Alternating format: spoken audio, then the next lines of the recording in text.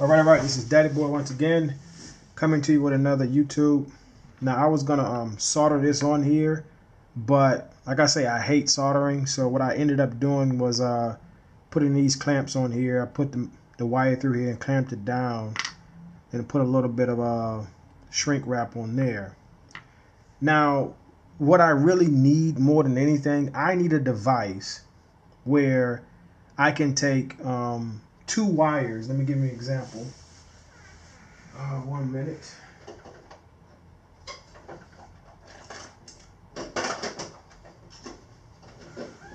Like I need a device where I can take, two wires like this, but not connected here, just two separate wires. Take the two wires and then overlap them like this with a some type of vice grip like this right here. It's a vice grip, and the vice grip, it holds on this side, plus the vice grip holds on this side. Okay, it's like a two-headed vice grip, but the best part about the vice grip, it's heated. It's a heated vice grip, and in the middle it has a circle in the middle with a hole in the top. And like I say, it has a two-headed vice grip, and it has like a little cylinder, a round cylinder that the wires lay into. Okay, and then this vice grip, this whole vice grip actually is a soldering gun. You see what I'm saying? It's a soldering gun. And so when this gets hot enough, you just take your soldering stuff, your soldering wire, and you just let it melt into the cylinder. It just melts all, because it's so hot. So it's going to be very, very hot. And you just let it melt into the cylinder. And then as it's melting into the cylinder, you let it melt, and then you turn it all the way off. It probably has like a temperature on it. You turn it off and you just let it sit until it cools off. And then you release the vice soldering clamps. And when you release the soldering clamps, you'll have like a perfect solder all the way around the wire. You see what I'm talking about? It'd be a perfect solder all the way around the wire. And both wires, they was overlap inside the joint, and the solder wire, it went all the way around 360 degrees around the wire. And you just sit there and you wait to the side to the wire dries, turn the knob down and unhook it, and then you have a perfect soldering connection without having to use this. You know what I mean? Like this right here is just to me, this right here is just plain stupid. I mean, it works for like, this right here is good for like working on a board, or electrical board, but this is not for soldering two wires together. I mean, that's just plain stupid. But like I say, it needs to be a two-handed vice grip with a cup in the middle, and it holds the wires together. It holds the wires overlap, and like I say, it has a cup on the bottom, and this whole piece that's holding the wire plus the cup, all of it heats up.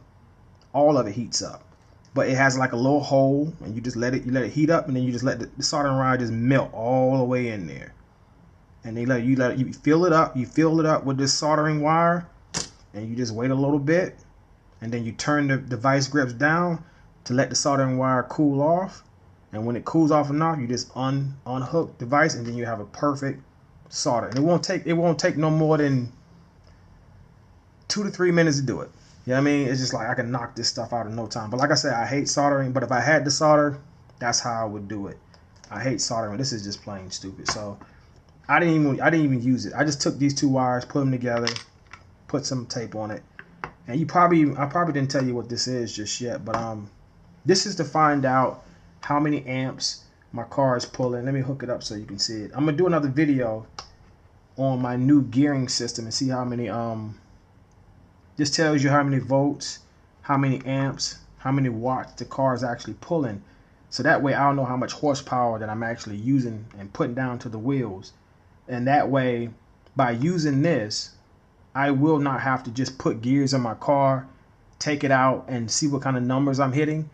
I can have an idea before I even take the car out what kind of numbers I'm looking to get.